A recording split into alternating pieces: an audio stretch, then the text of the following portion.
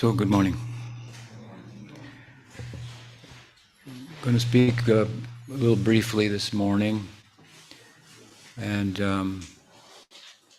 as I mentioned earlier, Bhakti Kabitulananda Maharaj will be leaving at 11. So, what is the time now? 10 p.m. So, we have for 45 minutes, then we have to send Maharaj off with the kirtan. So, we just pick up briefly where we left off last night. If you recall, we were speaking about the fact that Chaitanya Mahaprabhu acquiesced to the request of Nityananda Prabhu that one simple Brahmana, Krishnadas, accompany him to the south. And in the context of that, I began to speak about how some of the difference between Chaitanya Mahaprabhu and Nityananda Prabhu, something that I had mentioned earlier, kind of the two sides of their outreach, that of Chaitanya Mahaprabhu being directed towards educated and really extraordinary people in Bharat, your Prakashananda Saraswatis and Sarvabhauma Bhattacharjas and so forth, and speaking to Rup and Sanatan, who were very highly educated persons as well. All of really the Gaudiya Siddhanta, encouraging them, ordering them, if you will, to codify that, put that into books, and so on. In the context of speaking about him, I mentioned Prakashananda Saraswati and the conversion of Prakashananda Saraswati in Benares on the part of Chaitanya Mahaprabhu, who was bringing a new form of Vedanta, which was unrecognizable to the Advaitins, and a form of Vedanta which was being expressed, as it was by Chaitanya Mahaprabhu, through singing and dancing in the public, which was not thought to be the duties, the proper achar, behavior of a sannyasi who should be studying Vedanta, as dry as that it can be. And Mahaprabhu was invited to the assembly, and there he began the conversion of Prakashananda Saraswati and subsequently all of his followers. And he did so by way of sitting at the entrance and washing the feet of the sannyasis as they came in. I mentioned earlier that he converted Sarvabhauma by his silence. At least let's say he created teachable moments in these cases. The deafening silence through 7 days of the Bhattacharya's discourse and no response from Sri Krishna Chaitanya. And so it made him, what's on your mind? And he was open to hear. And then, of course, Mahaprabhu gave beautiful teachings, converted him. Similarly with Prakashananda Saraswati, he created a teachable moment by his very behavior, in this case showing humility in the midst of the group of sannyasis who were all led to believe that they were God. Right? Aham brahmasmi, tat tvamasi, om narayana. These are their sayings to one another, right? And in that course of talking about that a little bit, we mentioned that he then showed his Brahman effulgence, right?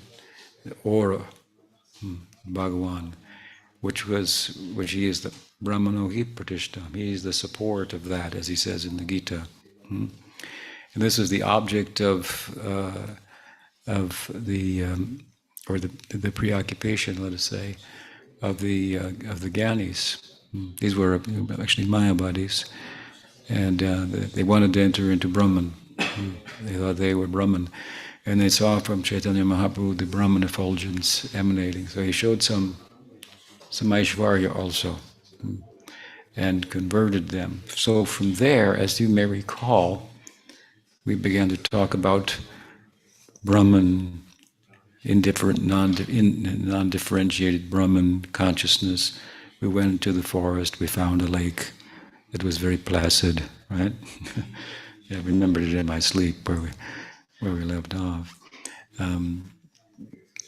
And the difference between, in the basic sense, between Advaita Vedanta and Gaudiya Vedanta, or really the difference between Advaita Vedanta and all forms of Vaishnavism, when it comes to talking about consciousness. And so we began to talk a little bit about consciousness, and I'll be frank with you, I was kind of drifted in that direction, which I've done in the past. Some of you are familiar with my lectures. Would hear me last night repeating certain arguments and insights and so forth on the subject matter with regard to relevant philosophical currents of thought in the world today. But I drifted again, as I say, in that direction because Neela was sitting here, the daughter, beautiful daughter of Krishna Karnam and Namarasana, who's a bit of a philosophical, minded young lady, and last I spoke with her last year, she was dealing with different reductive, materialistic perspectives, right? And so I wanted to say a little something.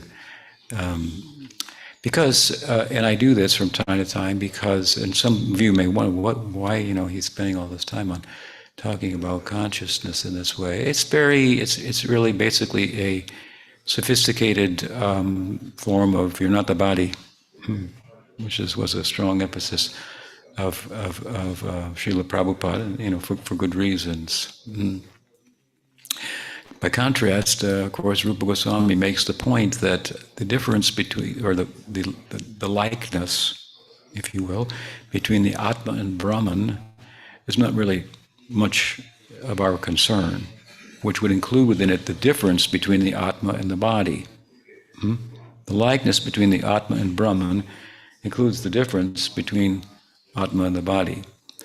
The latter is something that was readily accepted by everyone. It's taught everywhere in all the sacred texts, right? And in the different schools of Vedanta, schools of Indian thought, whether it be Nyaya or Sankhya or Yoga, Vaisheshika, and so forth. So this was really, at least understood intellectually, it was the predominant predominant aspect of all forms of philosophy, practically speaking, except for a few, Charvaka materialists here and there, much in the minority. Like we are in the minority today. We've the reversed out. We're the Charvaks, of our time, who argued, that somehow or other beg, borrow, or steal and would get ghee and eat. Because you're this body, and eating is enjoyable, nourishing. So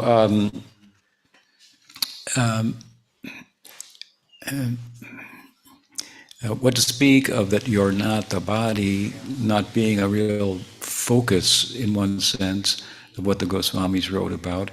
Also that the oneness, the likeness between Brahman and Atma, which would be the other side of it, right? Difference between consciousness and the body, and then the likeness on the other side between the Atma and Brahman, which is the total preoccupation of the Gyanis. They're so preoccupied with it that the likeness becomes a non-difference entirely in their estimation. And of course we differ in this regard philosophically. There's a likeness, but there's a difference also.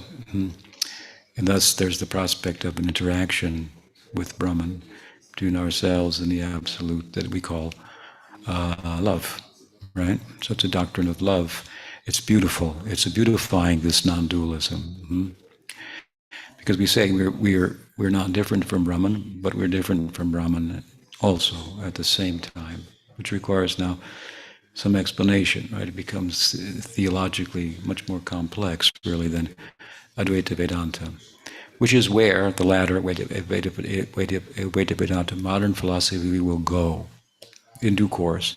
We are living, I talk about this sometimes because we are living at the beginning of a paradigm shift where this materialistic philosophy, materialism, physicalism, naturalism will become a minority voice.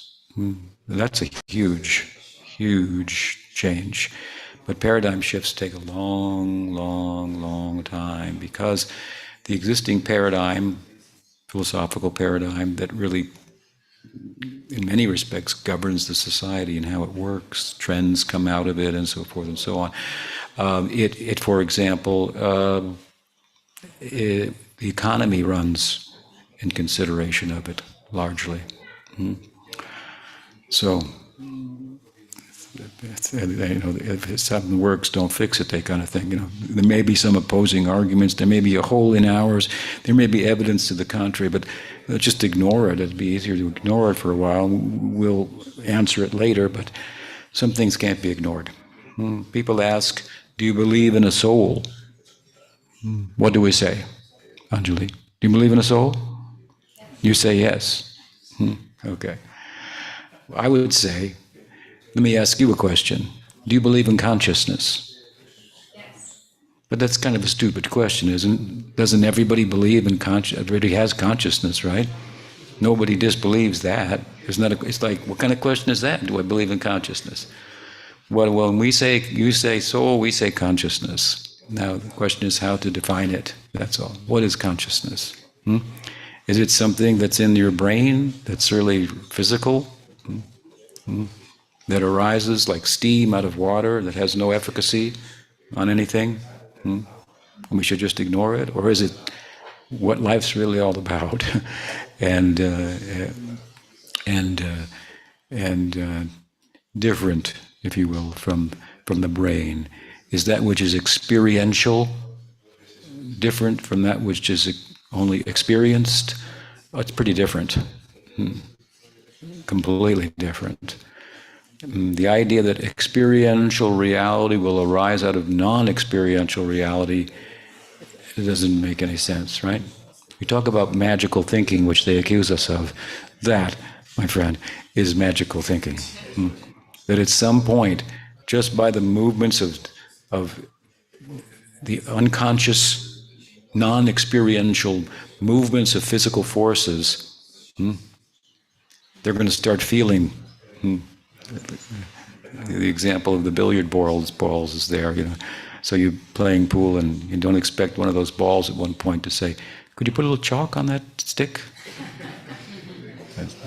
Material life is just like material billiard balls with atoms or whatever bouncing around randomly.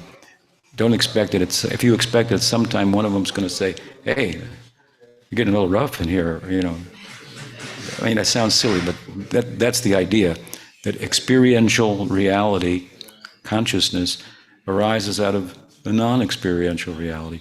It is magical thinking to the extreme. And they accuse us of magical thinking by positing the very reasonable idea that if something's going to rise out of another, it'd be more well-reasoned to think that that which is less complex, matter, arises out of that which is much, overwhelmingly more complex, consciousness. Experiential reality is far more complex than that reality that is merely experienced. I mean, we can't even evaluate the measure of the difference. In evolutionary thought, a basis for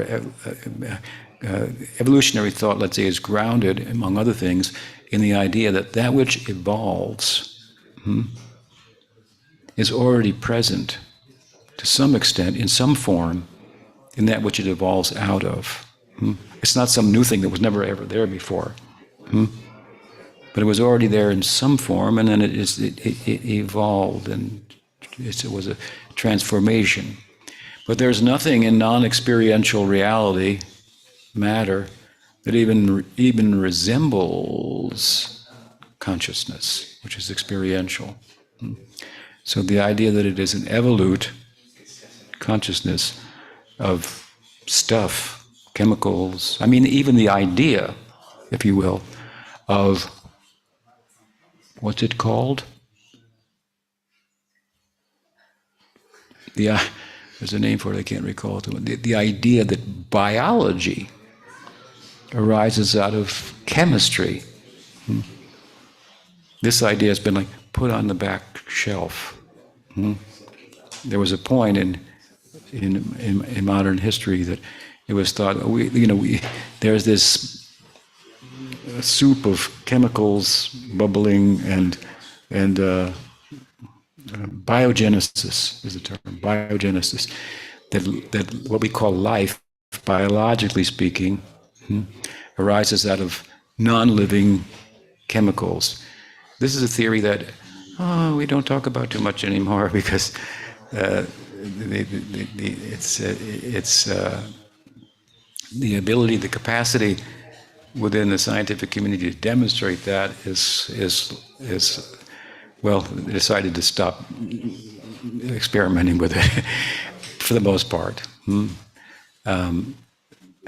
So how much different is biology, biological life from chemical life? And of course, then the question comes that what is the biological basis for consciousness? This is one of the biggest unsolved questions in science.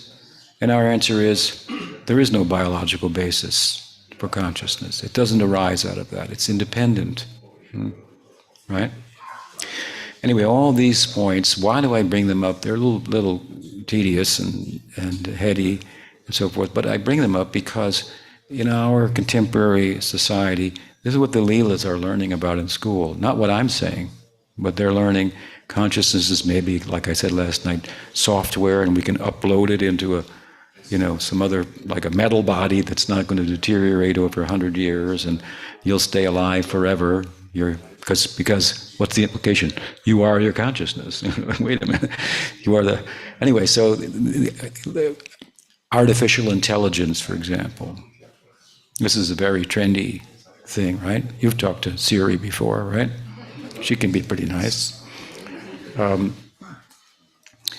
artificial intelligence, there are leaps and bounds of progress in artificial intelligence. But the goal of artificial intelligence, is so far from where they have reached in researching artificial intelligence. I mean, real intelligence is creating artificial intelligence. You might want to think about that. But it's like, if you want to touch the moon, let's say their goal is to touch the moon.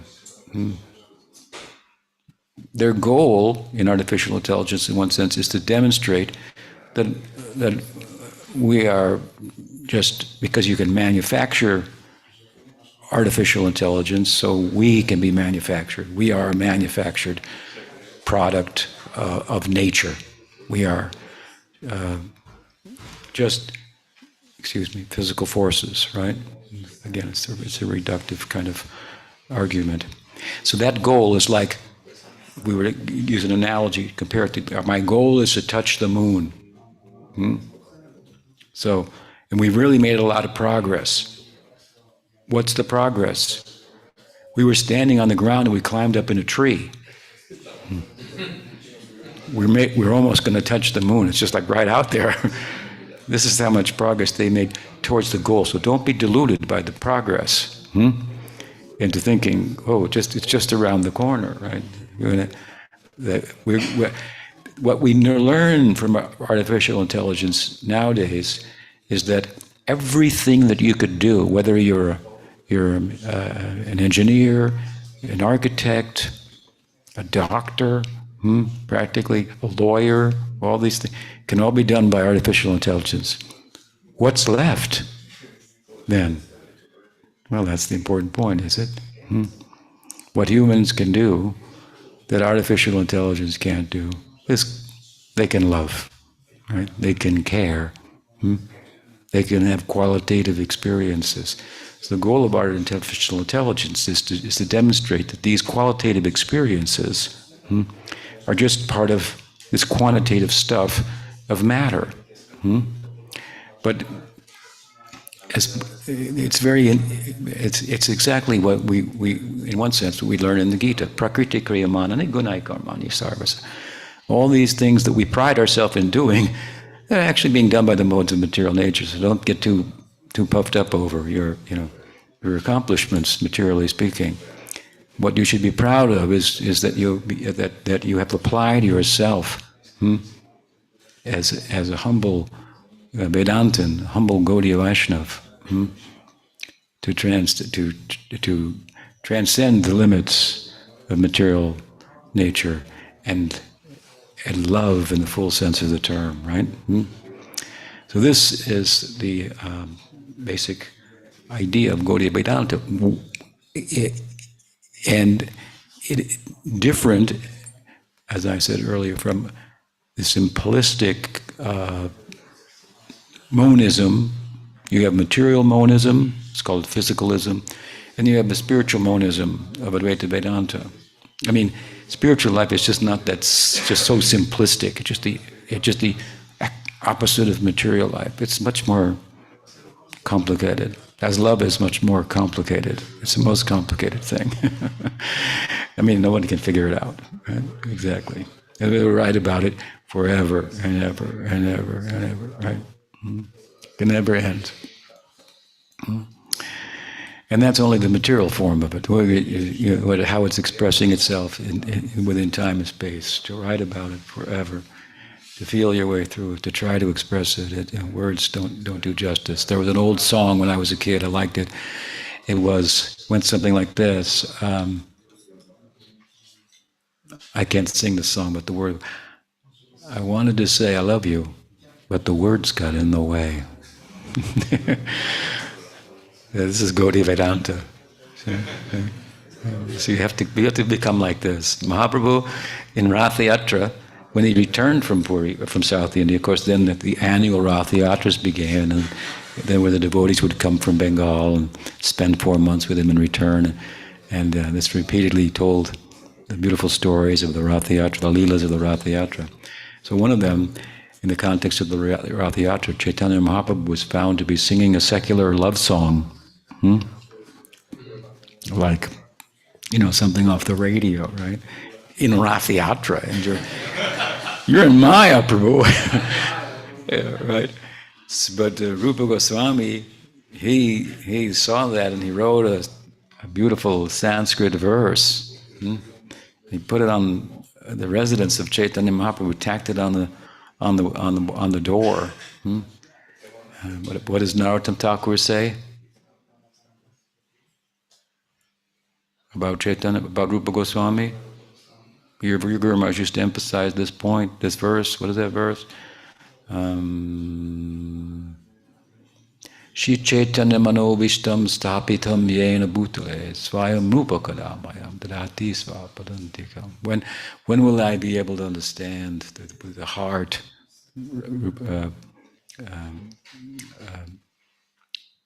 Rupa Goswami's prayer, Narottam's prayer. When will I be able to understand the heart of Rupa Goswami? Shri Chaitanya Manobhishtam, who understood the heart of Chaitanya Mahaprabhu, right? This is the instance where Rupa Goswami showed shockingly to all the devotees and to Chaitanya Mahaprabhu himself that he understood his heart, because he heard the materialistic song, right? Secular love song. And he understood what Mahaprabhu was feeling inside, and he wrote about it. Tacked it on the door. When Mahaprabhu saw that, he took it down and tore it up. Who has written this? This Rupa Goswami, who was visiting Jagannath Puri at the time, right? And Mahaprabhu said, how could you understand my heart like this? It must have come from Swarup Damodar.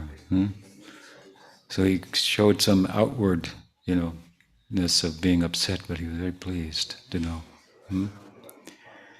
Mahaprabhu was singing a love song, and in his own heart, it's a song from his own point of view, is a song about Radha's separation from Krishna. Bringing Krishna back to Vrindavan. That's what Rath Yatra is, the essence of Rath Yatra. The ropes, pulling the cart, these are the gopis, dragging him off the throne. Get off the throne. You're one of us. You're not a prince. You belong here in Vrindavan. Murman Vrindavan. Our minds are Vrindavan and you are situated there. This is where you belong. And Krishna admitted that to them, right? At Kurukshetra, he said, Mai bhakti bhutanam amritatvaya kalpate. Oh, my dear Gopikas, oh, people approach me for so many things. They want things. They want to get away from things. Karmis, jnanis, yogis. They worship me, and by way of making me the object of worship and keeping a distance between the two of us. Bhakti bhakti, like this. But the way you have worshipped me, he said, all that does not do much for me. But as far as your approach, I'm captured by that. Even if I appear to be somewhere else, I'm always with you. Something like so. This is, of course, very beautiful.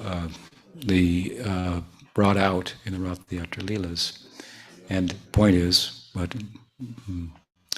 you have to become like Rupa Goswami. And if you hear the ordinary songs, then you will think about them all. Everyone's really only talking about Krishna. That's what Prabhupada used to say. Krishna consciousness is like the sun. Wouldn't he say something like consciousness is like the sun? Right.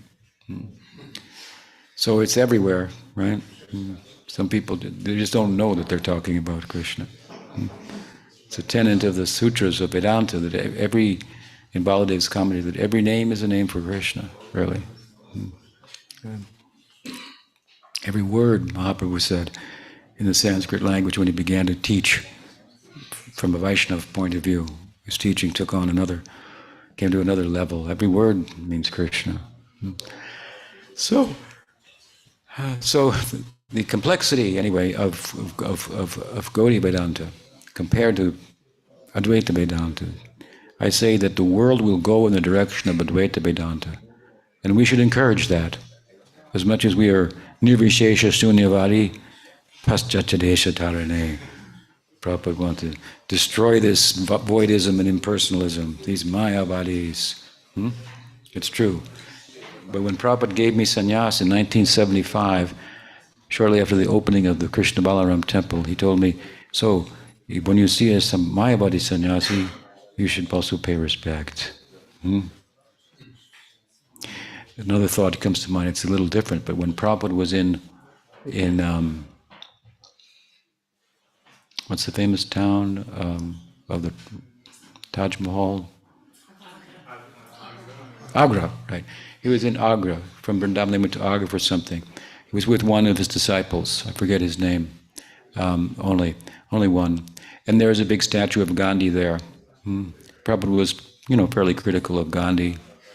And he left Gandhi's movement, right, to join Bhaktisiddhanta Saraswati Thakur. He had written to Gandhi and tried to convince him to become a Gaudiya Vaishnava. But anyway, he saw the Gandhi statue, and Prabhupada paid his dandavat to Gandhi. Then he got up and his disciples, why are you paying your respect to Gandhi? He said, don't tell anyone, he said. So the Vaishnava respects everybody, right? And Prabhupada, I learned something. He's a great man. And what is the greatness in man and women? That is Krishna himself. The ability in man and woman, right? So when we see that, that's when we see, when we say, among soccer players, I am Pele. It's true. And you can see like this, what we call Krishna consciousness, right? He's everywhere, everything reminding me of him. So Gaudiya Vedanta, then, let it go in the direction of Advaita Vedanta, because that would be an easier step for people. They don't have to take any what they would call religious baggage. Of course, that's the neo-Advaitin perspective. As I was saying the other day, Shankar, what praise he had for Krishna. He didn't think Krishna was a myth. He accepted a historical Krishna. Here he said, I would like to retire on the bank of the Jamuna and just hear the pastimes of Shyam Sundar. In Advaita Vedanta, there's a concept of Saguna Brahman. Brahman with qualities, who appears in this world, Ishwar. And in their school of thought, the fullest form of Saguna Brahman, that's Krishna. It's another way of saying, from a Mayavadi point of view, Krishna's too, Bhagavan Swayam. They agree. They agree with us. Now, we don't agree with the Saguna. We think that Krishna has qualities, Saguna, but he is Nirguna, transcendental qualities, right? So that's a whole other argument by which we beautify the non-dualism, right? As I've said. But let it go, the world, in that direction. It's a start. What will come of that? Then the ideas such as no one will be asking us, do you believe in a soul anymore, right? We'll have a different definition of consciousness that answers the question. What is the self? What is I? What am I? I mean, that is a huge question. Biggest question, the smallest letter in the English language and the most used one and the most misunderstood one, the least understood one. Everyone's trying to find out, what am I? To go to the moon? It's a big accomplishment. But we asked, what did you find there? Did you find yourself? No. Then you wasted your time.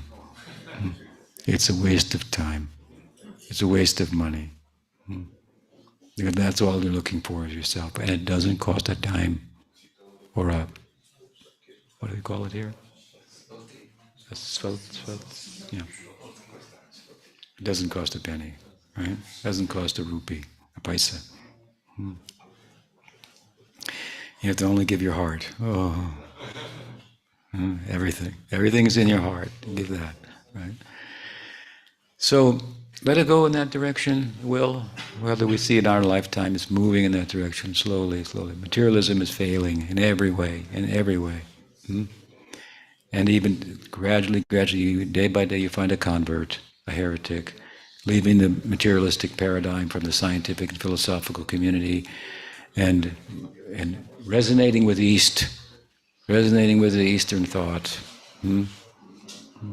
I kind of monitor this, so believe me, it's happening. And then the discussions become much more interesting. Okay, consciousness is not a product of matter. So what is matter? Right? And that's a very interesting discussion, and in different ways, of course, it can be answered. But then, what is the nature of consciousness? Is it just different from matter? That's it.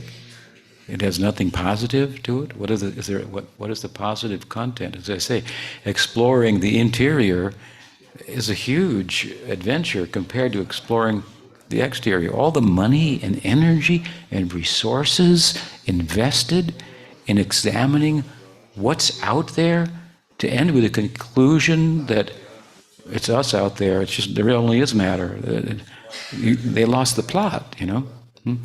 Imagine if a fraction of that energy and wealth and insight was invested in opening temples and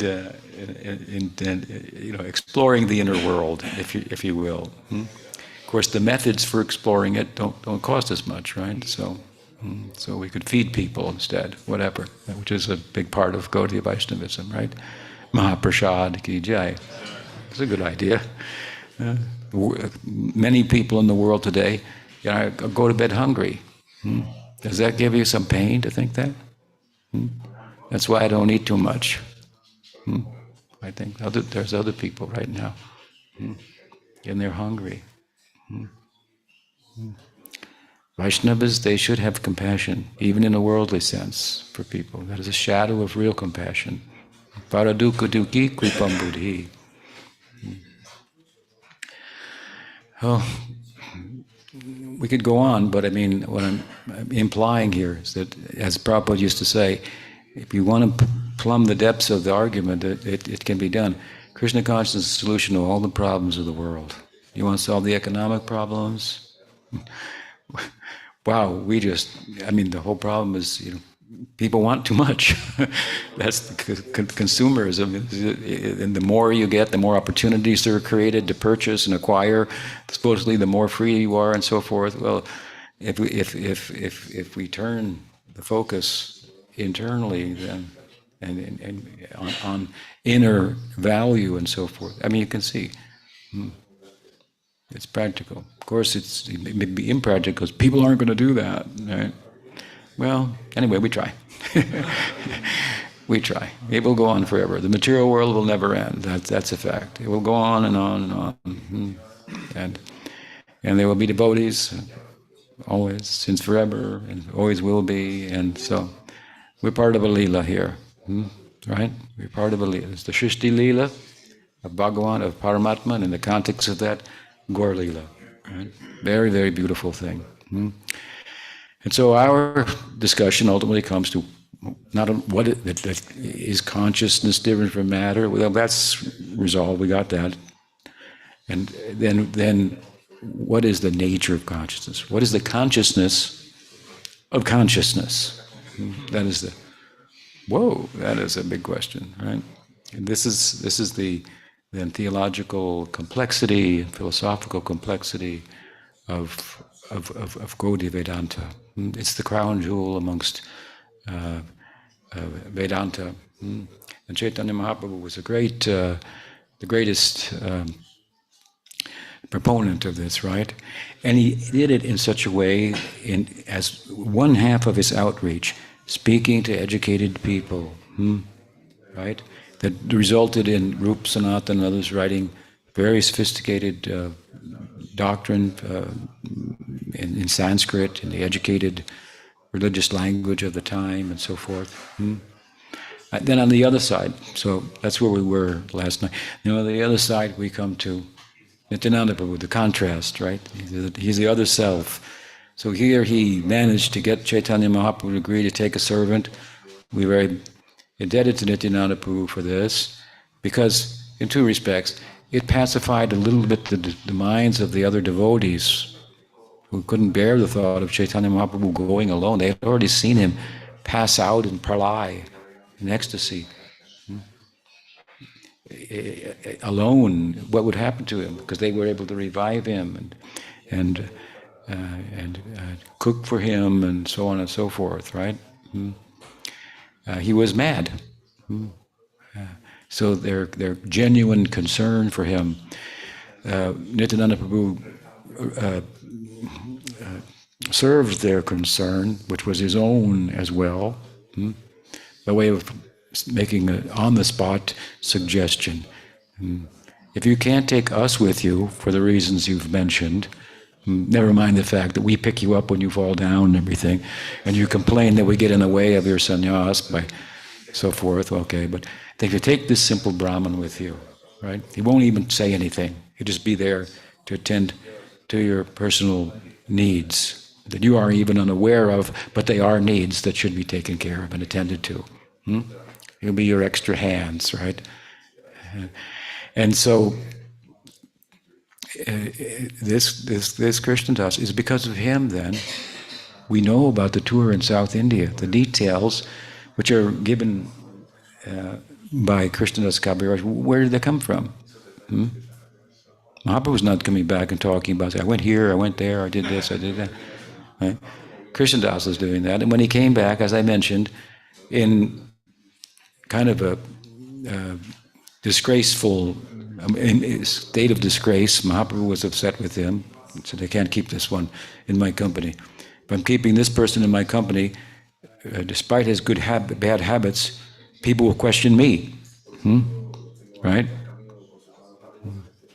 And if people question my character, then the whole purpose of taking sannyas, that will be lost.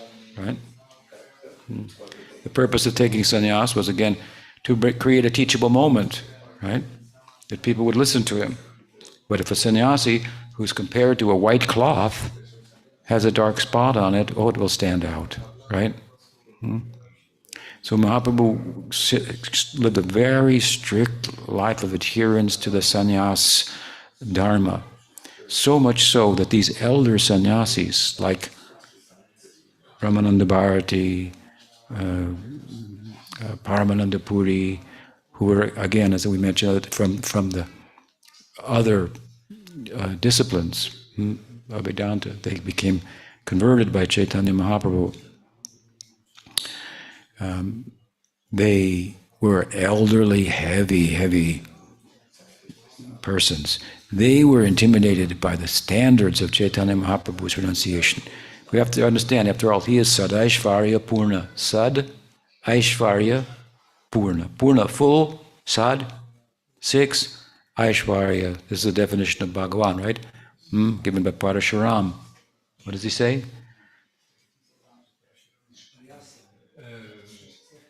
Dharmasya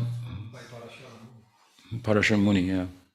Yeah, definition of, here's a verse, definition of Bhagavan, Sadaishvarya, Dharmasya, Vairagya, how does it go? Yes, Yashashashriya, Jnana Vayagrayoscha, anyway, 6.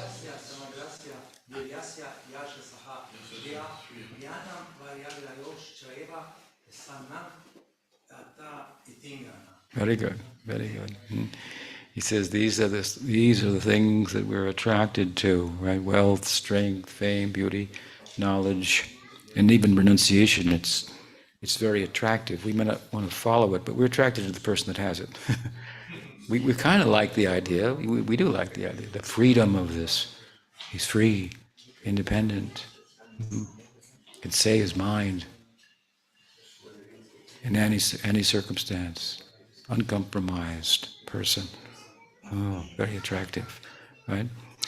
So, who has these in full? Parashuram says, this is Bhagwan. And Chaitanya Mahaprabhu is Krishna himself, so not all avatars are Sadaishvarya Purna. Krishna is, Ram is, Narasimha is, as explained by Rupa Goswami in his Lagu Bhagavatamrita, and in ascending degree from Narasimha, more so in Ram, and fully in Krishna. And Chaitanya Mahaprabhu was that Krishna himself. So two of the opulences that they all showed up in him, but two of them that were very prominent in his sannyas life, of course, is Gyan and its corollary, Vairagya. How is Vairagya, or detachment, renunciation, a corollary of by knowledge? Well, if you have knowledge, then you don't seek enduring happiness in relation to things that don't endure. That's dumb, right? That is what we call avidya, ignorance. You see, we are all ignorant to one extent or another.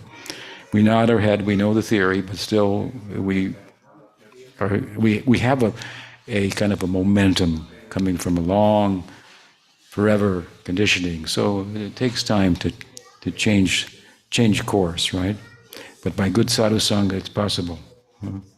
Right? For months on end, the course will change. You're going to taste what the possibilities are, what I'm in touch with. So Chaitanya Mahaprabhu showed the opulence of Vairagya, so extreme. It wasn't just that his eating habits or sleeping on the ground habits, but the real face, the full face of his renunciation, was that he could say, I love you, but I'm a sannyasi. And he's gone. This is what he's doing in Jagannath Puri. We'll hear at our last class on this tonight. We'll talk about it. When Sarvabhauma was told, and he petitioned him, stay a few more days, all right. But when Mahaprabhu decided to go, he just went, and Sarvabhauma passed out, just fainted. That he could Tyaktva Sudus Charisarepsita Raj Lakshmi. That he could leave Vishnu Priya. You understand who is Vishnu Priya for us. That is vairagya. Hmm. A person told one of my disciples, I've told this story before, that some person that he met said, in our religion uh, is the best religion because in our religion, our our God is the supreme is the supreme form of sacrifice. He made the greatest sacrifice. He's talking about Jesus of Nazareth. He sacrificed his life for everyone.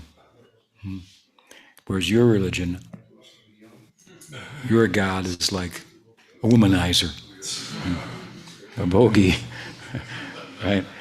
It's just a gigolo, a playboy, the very antithesis of giving up, sacrificing, and so forth. So my student told me this. I said, well, you should have told him. Very nice analysis in one sense. But think a little further, because if there is a sacrificing form of God, in the form, let's say, of Jesus, to whom are the results of his sacrifice being offered?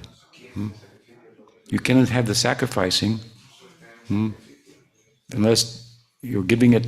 There's an object for whom love is born from the womb of sacrifice, right? You can ask any mother about that. From the womb of sacrifice, love is born. So it's debate. If you're going to have love, you have to have the object of love. If you're going to have sacrifice, well, who are you sacrificing it to, or what are you sacrificing it to?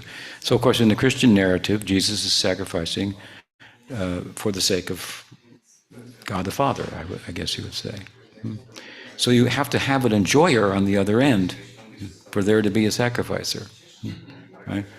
So when we talk about Krishna, we depict him like this because he's the object of sacrifice. He's the enjoyer. Just like the stomach is that part of the body that we should give the food to. You could give it to your tongue, but if it doesn't swallow it, you won't be nourished, right? But if you give it to your stomach, the stomach alone, amongst all the different organs or parts of the body, has the capacity to transform that food into energy and distribute it to the rest of the body. So we should give it. It may be wrong for us to be the enjoyer, but it's not wrong for God to be the enjoyer. And if we look also, for that matter, at the playboy Krishna, carefully, theologically, we'll see something very, very beautiful there. Krishna's a polygamist, right? You think? No, it's not true. It's not true. Actually, the Vedic texts glorify monogamy. Look at Ram, right? When the sages of the of Dandakaranya came out of trance from chanting the Gopal mantra, as Ram passed through the forest, and they said, this is the object of our love. They could identify, looks like, is it? It's Ram. Yeah, right? They wanted to Gopi Bhav. Where were they going to get it from? From the mantra given to them by their guru. You give the mantra and then you think, what, is there anything else? You're going to give me some other, learn the mantra. Why don't you sit and chant it when with nothing else to do, giving room for no other thought, no other distraction. See what can be found there. Everything can be found there. Ram came out of the mantra. Why was he in the Dandakaranya? Because these sages were chanting like this. It brought him there. But he said, "You want to Gopi Bhav. You want to marry me. But in this avatar, I have taken Ek Patni Vrat, a monogamous vow, for a king. Oh, that is very extraordinary." So it was thought to be very virtuous, right? Very virtuous. But what about Krishna? Where is the monogamy there? It is there because every gopi is only one form of Radha, one aspect. She has manifested her beauty. Her beauty is manifested as Rupa Manjari. That's what it means. Rupa here means beauty. The incarnation of her beauty, or the expansion of her personification of her beauty, or of this aspect or another aspect. She is Mahabhava Swarupini, expanding Kaya Viva, other, expanding Viva Kaya, other forms, aspects of herself only. So he's monogamous too, Krishna. But not only that, he's dear Lalita. He's actually controlled by Radha's love. He's touching her feet in Gita Govinda. So look carefully at him. We find his love is absolutely selfless. This is what we want to take out. Take out the action doesn't matter. It's the selfishness that's driving it. And we depict Krishna in a way that looks like, and gopis is very selfish. They're in a village that has a good reputation. They're risking the reputation of the whole village, right? With immoral acts in the middle of the night, going against Dharma, and so on and so forth. Looks bad. Therefore, Bhagavatam says, "Nasta prayeshu abhadreshu nityam bhagavata sevaya." You have to study Bhagavatam very carefully in good association to understand what's going on there. These are the secret of the secrets, right? To understand what at the heart of that whole, the selfless nature of it. But if you want to talk further about a sacrificing deity, we grant you Jesus is a good example, but we have another example as well in our own tradition.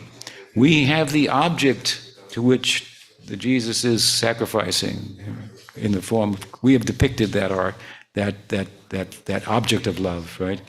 As the supreme enjoyer. Krishna, he's playing, if anything, a flute. He has no weapons, right? Means he has nothing to accomplish. He's only playing. As I often say, if you want to play, you have to pay. You have to have, pay to play. You have to have worked. You have to have some, what do you call it, like time with the company. You get a vacation. You have to have money in the bank, right? So if you want to play, you have to have some power. So the implication is, he who is only playing amongst all the deities, he must be all-powerful. He's only playing. He has nothing to accomplish. This is how we describe the object of love that most religious traditions are more or less silent about. Gaudiya Vaishnava has much to contribute to the religious thinking world. Insights into the nature of the Godhead. Very charming, right? So, on the one side we have that. I told him, that is Krishna. He's misunderstood. As far as Jesus being the perfect example of sacrifice, he's a good example. But we have an example of sacrifice that arguably exceeds his sacrifice, and that is Chaitanya Mahaprabhu. He gave up Lakshmi Priya. Now, that doesn't make a lot of sense, perhaps. One dying on the cross, the other one giving up his wife. I'd like to give up my wife anyway, some people think. I could do that, no problem.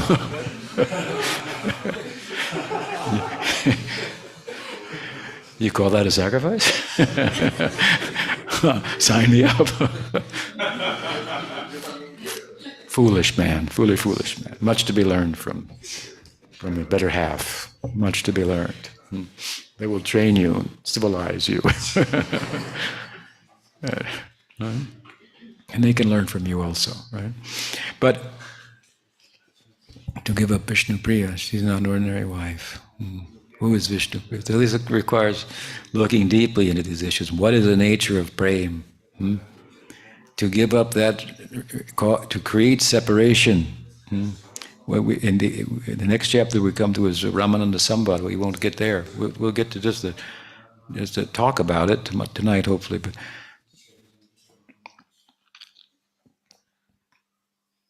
at the end of the Ramananda Sambad, what does Ramananda say when Mahaprabhu asks him some questions? Says, what is the most painful thing? Did he say crucifixion? I mean, it would be pretty painful, but this is talking about a spiritual pain. You can have a spiritual ecstasy that transcends the physical pain, right?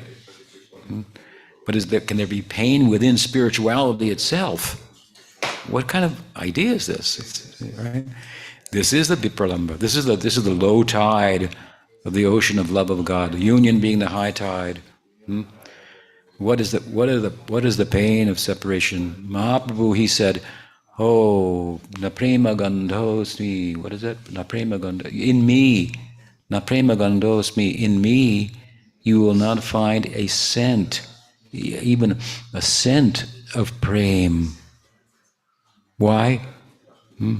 Because I carry on my life, insect-like life, concerned about objects of the senses, and he's speaking humbly, but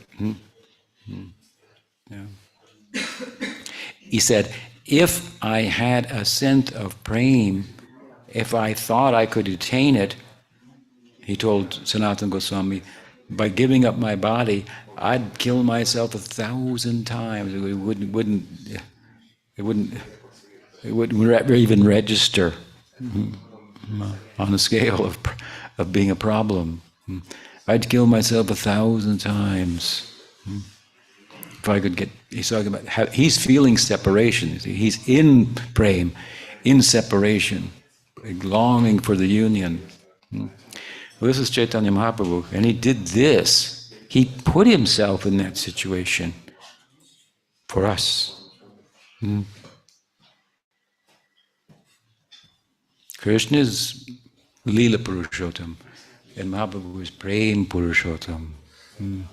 The supreme person of prema, and Namo Mahabhadanaya Krishna Prema Pradayate. He's giving that prema out freely.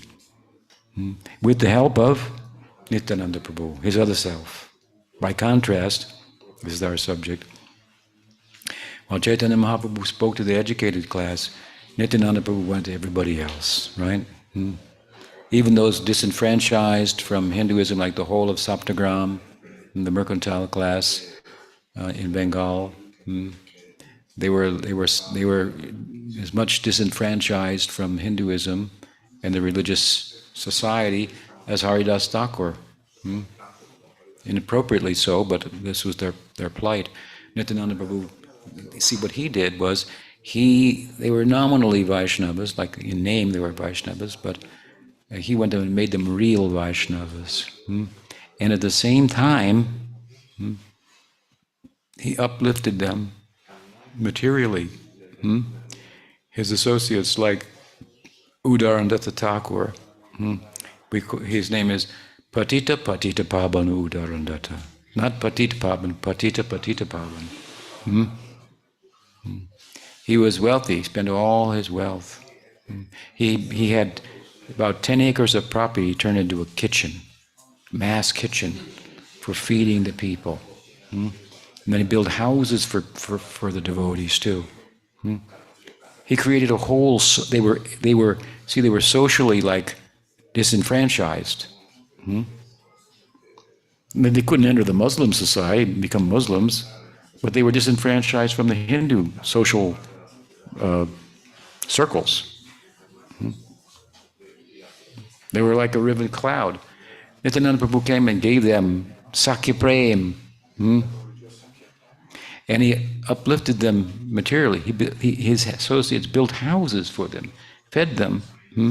This is like Prabhupada created a whole world for us to live in. In the early days of Prabhupada's mission, when he was with us, nobody, I mean, I'm going to finish quickly, yes. Maharaj will remember what it was like in Agni Dev. He made a whole world for us. He built. We didn't have any separate.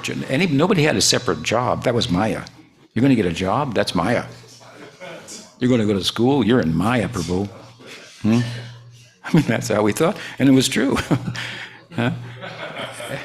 Everything was there, right? You know, we just gave everything to Krishna in the temple, and we had prasad. You know, it was there, place to sleep. 30 men in the brahmacharya ashram, all lying on the floor.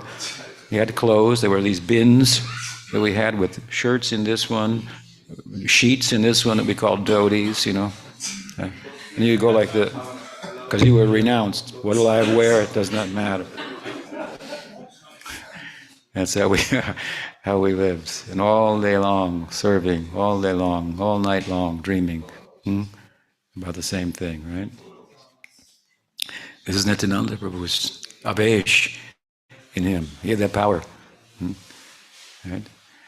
We were disenfranchised too. We were hippies mostly, most of us.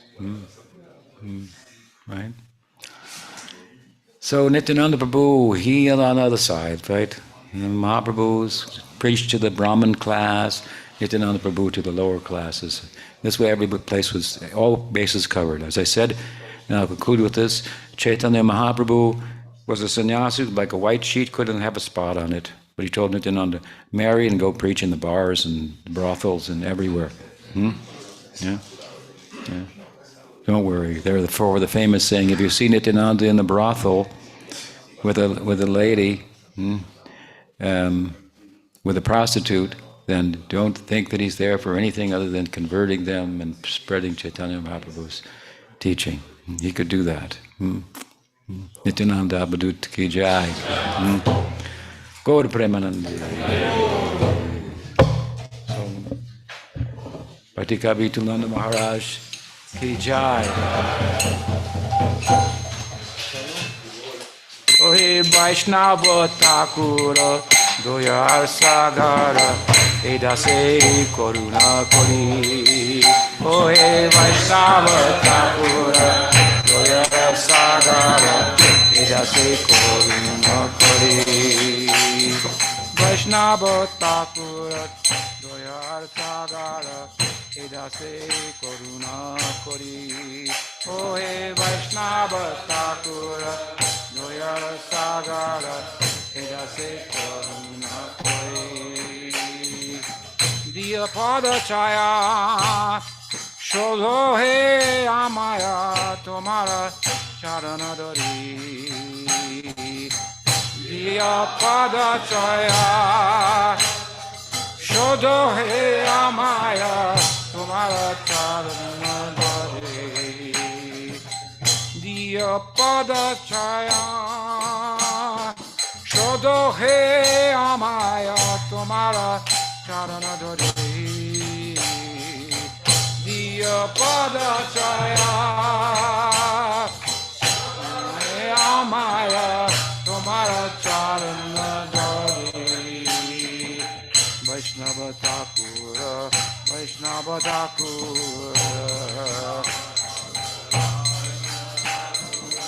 Vaishnava Thakura, Vaishnava Thakura. Jaya Vaishnava Thakur, Jaya Vaishnava Thakur, Jaya Vaishnava Thakur, Jaya Vaishnava Thakur, Jaya Vaishnava Thakur,